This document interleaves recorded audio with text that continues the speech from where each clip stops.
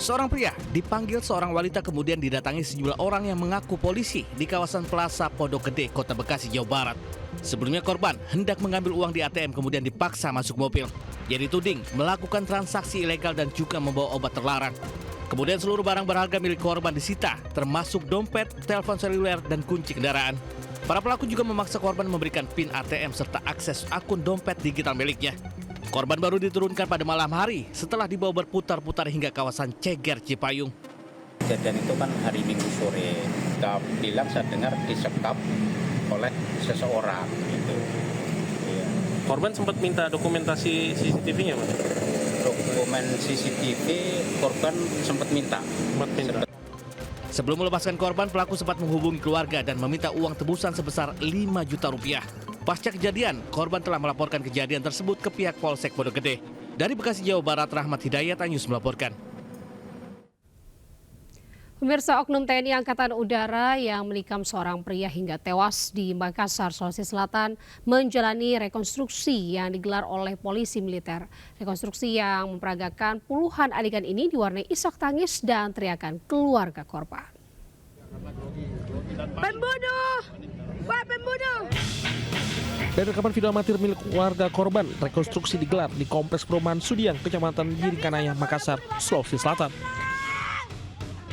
Penyidik Pemau menghadirkan pelaku Serda AI yang memperagakan total 80 adegan mulai dari awal kejadian hingga penikaman terhadap korban berinisial MZ.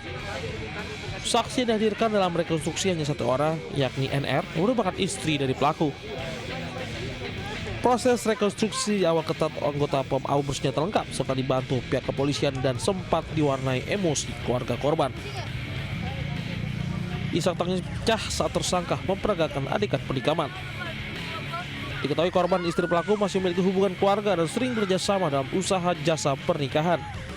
Motif penikaman diduga dilatari rasa cemburu pelaku saat melihat korban bersama istrinya.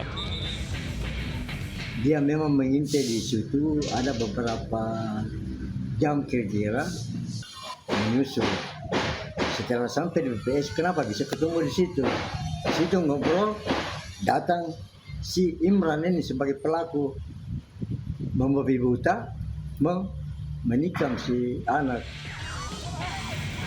Korban sempat dilarikan ke rumah sakit namun nyawanya tak tertolong.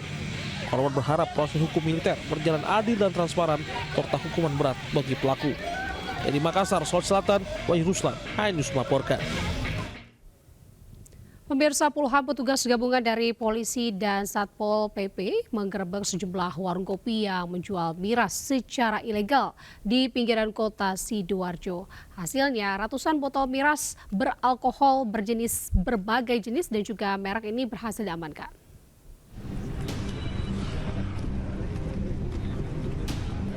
Puluhan petugas gabungan dari Polresta Sidoarjo dan Satpol PP menggerebek sejumlah warung kopi dan toko di kawasan Wonoayu, Sidoarjo karena diduga menjual minuman keras beralkohol tanpa izin. Sejumlah warkop dan toko ini beramai-ramai menjual minuman keras beralkohol jelang momen akhir tahun. Menindaklanjuti tingginya pengaduan masyarakat terkait peredaran miras, petugas langsung menggerebek dan merazia warkop dan toko yang menjual minuman keras. Petugas berhasil mengamankan dan menyita ratusan botol miras berbagai jenis dan merek. Ini kita menindaklanjuti aduan masyarakat dan juga surat edaran Bapak Bupati Sidoarjo kaitannya dengan menjelang Nataru, ya, Natal dan Tahun Baru. Ini kita secara berkelanjutan, ya, melaksanakan kegiatan. Kini petugas gencar melakukan patroli dan razia untuk mencegah maraknya peredaran miras jelang pergantian tahun. Dari Sidoarjo, Jawa Timur, Pramono Putra, Anyus melaporkan. Berpacaran selama 5 tahun, seorang mahasiswi dianiaya kekasihnya dengan palu hingga terluka. Aksi penganiayaan hanya karena korban menghapus pesan pendek pelaku di ponselnya.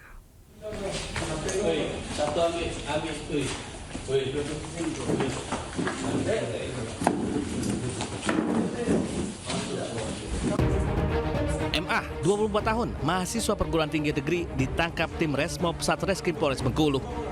Ia diduga menganiaya pacarnya sendiri yang juga masih mahasiswi di kampus yang sama. Akibat perbuatan pelaku, korban terluka di sekujur tubuhnya karena dianiaya dengan palu. ayah korban yang melihat luka di tubuhnya melaporkan kejadian ke polisi. Dari hasil pemeriksaan polisi, tindak penganiayaan ternyata tidak hanya sekali. Korban ini sering menghapus chat pada WhatsApp milik korban.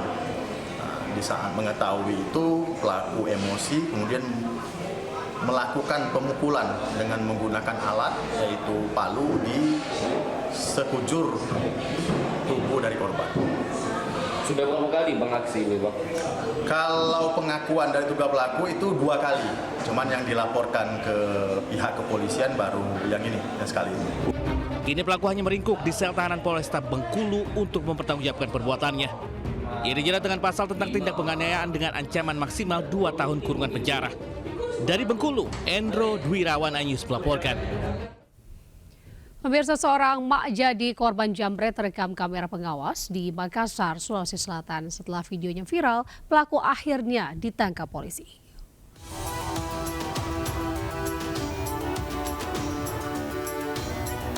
Seorang emak menjadi korban jambret saat berjalan di gang menuju pasar di Makassar, Sulawesi Selatan. Korban berteriak meminta pertolongan, sementara pelaku tancap gas. Setelah viral di media sosial, polisi menangkap seorang pemuda berinisial AS 35 tahun. Kepada polisi, ia mengaku merampas dompet korban. Ia juga berdalih terdesak kebutuhan ekonomi karena gaji sebagai buruh bangunan lepas tidak mencukupi. Namun uang hasil kejahatan habis untuk berfoya-foya dan membayar sewa motor. Perampasan mengambil barang milik korban berupa dompet. Jadi ibu ini sementara berjalan mau ke pasar. Selain telah mengamankan pelaku, polisi menyita barang bukti di antaranya sepeda motor sewaan, berikut jaket dan helm. Dari Kota Makassar, Sulawesi Selatan, Muhammad Durboni, iNews melaporkan. Pemirsa, KPK menangkap Bupati Bekasi Ade Kuswara Kunang dalam operasi tangkap tangan terkait suap proyek di pemerintah Kabupaten Bekasi. Bupati Bekasi ini ditangkap bersama 6 orang lainnya dan diperiksa intensif di gedung KPK.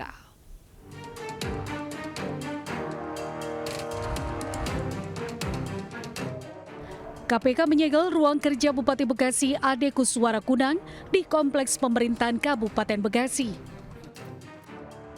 Penyidik juga membawa sejumlah berkas penting dari dalam ruangan. Stiker yang ditempel di pintu masuk ruang kerja Ade Kuswara Kunang juga dilengkapi tanggal penyegelan serta tanda tangan penyidik. Penyegelan ini dilakukan usai KPK menangkap Bupati Bekasi Ade Kuswara Kunang. Ade ditangkap bersama 6 orang lainnya dan saat ini diperiksa intensif di Gedung Merah Putih KPK. Untuk di wilayah Bekasi, tim kemarin mengamankan 10 orang yang kemudian 7 diantaranya dibawa ke Gedung Merah Putih KPK untuk dilakukan pemeriksaan secara intensif.